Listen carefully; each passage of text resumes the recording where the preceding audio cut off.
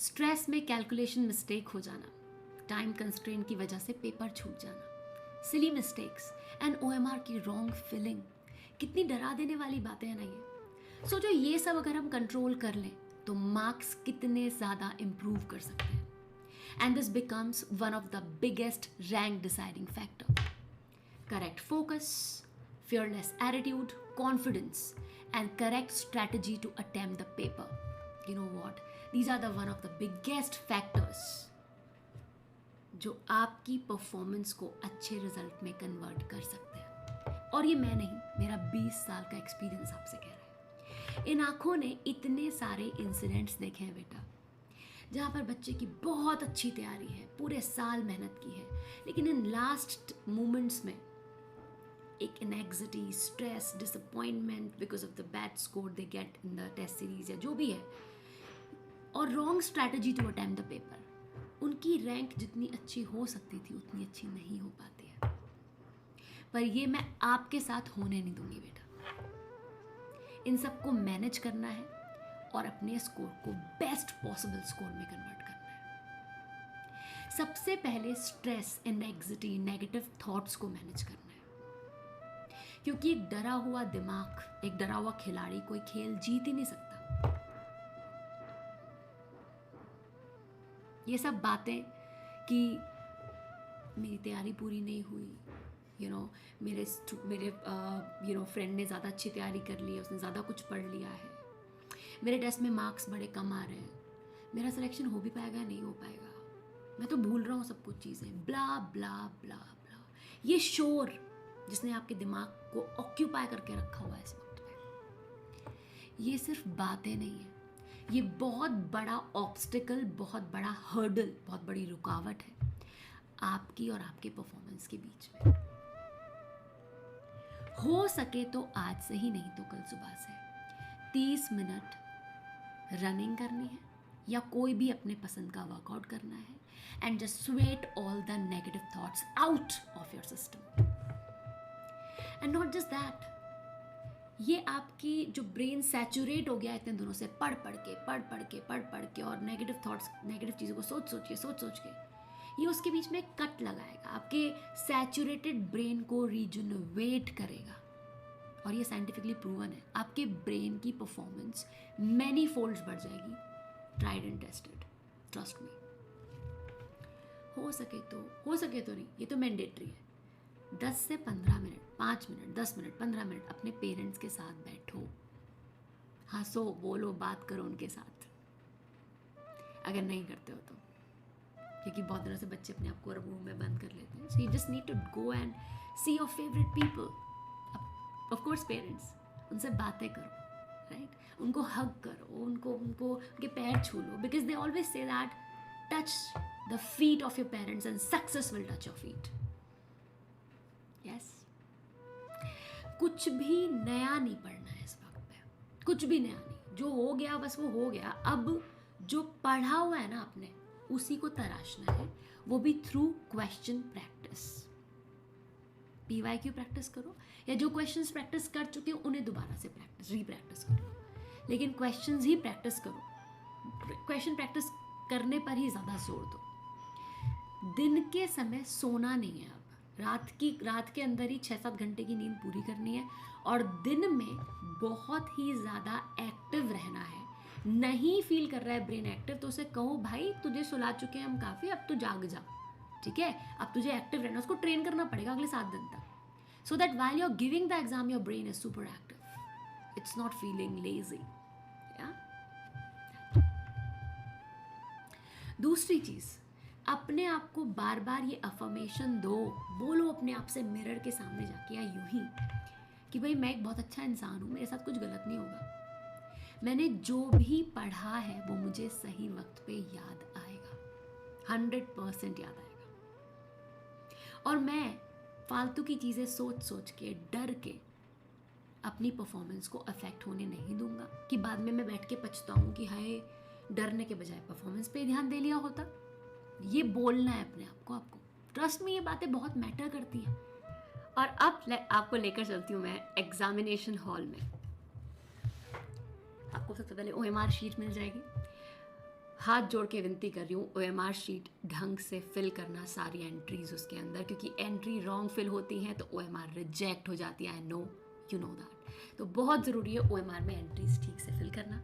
कुछ ही देर में आपको आपका पेपर मिल जाएगा, पेपर पे सील होगी। पेपर हाथ में आते ही सबसे पहले भगवान को याद करो, पेरेंट्स को याद करो, टीचर्स को याद करो और फिर सील खोलो जब वो आपसे खोलने को कहे तब। ओके, और एट दैट मोमेंट आपका कनेक्ट पूरे वर्ड से कट हो जाना चाहिए। मतलब सारा वर्डली शोर, सारी नेगेटिविटी, ऊल जलूल बातें सब cut. It just you and your paper. Complete mindfulness के साथ आप पेपर सॉल्व करेंगे बच्चों।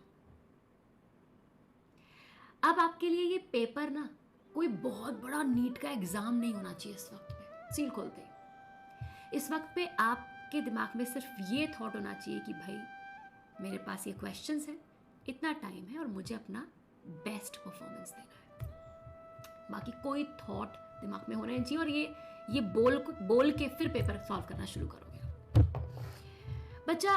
अब आती है एक बहुत बड़ी बात, जो कि बहुत ही बिगेस्ट पेपर सॉल्विंग स्ट्रैटेजी कही जानी चाहिए।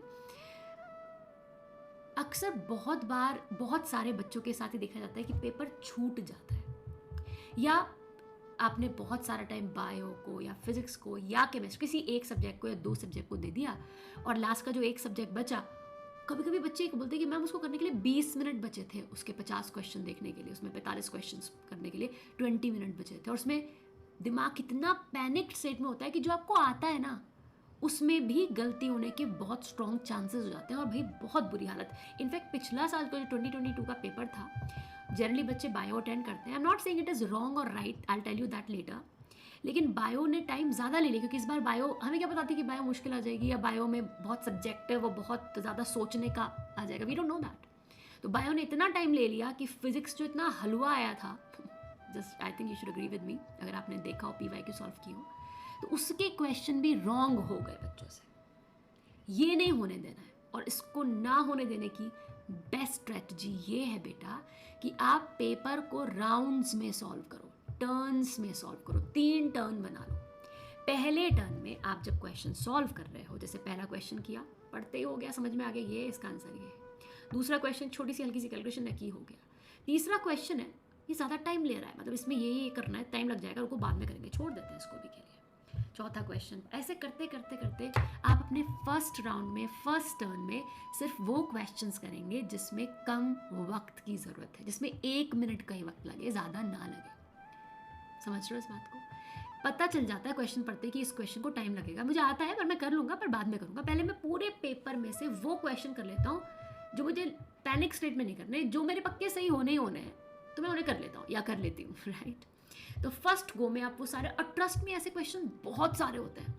आई वुड से 60-70% क्वेश्चन ऐसे ही होते हैं, ट्रस्ट में। अगर आप पेपर, अगर आप PYQ देख रहे होंगे तो ऐसे ही क्वेश्चन है ज़्यादातर, बहुत सिंपल, फैक्ट बेस्ड या बहुत छोटा सा फॉर्मूला बेस्ड, बड़े सिंपल क्वेश्चन। और बायो में तो है ही, राइट, ज़्यादा नहीं सोचना पड़ता जनरली।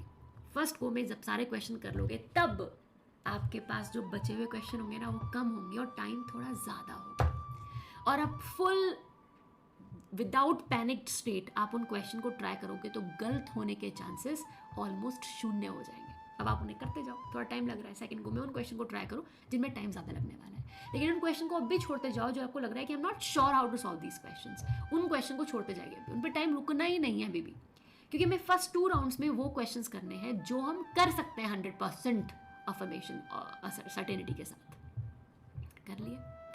अब आपके पास लास्ट में फिर भी वक्त बचेगा बेटा, जिसमें आप उन क्वेश्चन को रीथिंक कर सकते हो, उनके बारे में सोच सकते हो, जो आपको लगता था कि ये तो मुझे आते ही नहीं है।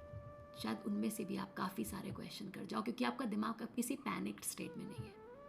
ये बहुत बहुत बड़ी स्ट्रैटेजी है, एग्जामिनेशन हॉल में नॉन पैनिक्ड स्टेट में क्वेश्चन सॉल्व करना। बहुत बड़ा चेंज आता है, उन बच्चों के मार्क्स बहुत इंप्रूव हो जाते हैं। और ये बहुत सारे बच्चों ने ये स्ट्रैटेजी मेरे साथ शेयर की, जो मैं आपके साथ शेयर कर रही हूँ।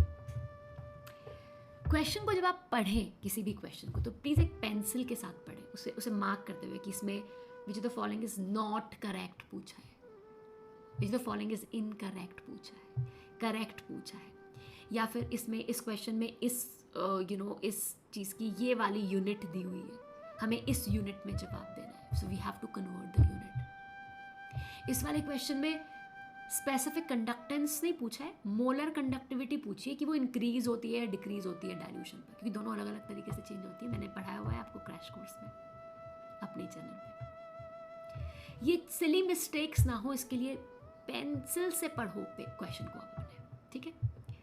कैलकुलेशंस जब आप सॉल्व कर रहे होंगे रफ वर्क में, तो उस रफ वर्क में क्वेश्चन नंबर जरूर डाल लिया करो, और कैलकुलेशन को बहुत ज़्यादा जल्दबाजी में मत किया करो। देखो, जल्दी और जल्दबाजी में फ़र्क होता है, जल्दी करो लेकिन जल्दबाजी में नहीं। और मैं तो कहती हूँ बहुत ज़्यादा जल्दी भी मत करो, थोड़ा सा टाइम लगा लो, क्योंकि पता है क्या होगा, अगर आप बहुत जल्दबाजी में क्वेश्चन सॉल्व करोगे, मतलब कैलकुलेशन करोगे, वो गलत होने के चांसेस बढ़ जाएंगे, गलत हो गई, फिर आपने दोबारा किया और डर के वो फिर गलत हो गई। इसमें मेरे साथ बहुत होता था ऐसा अक्सर।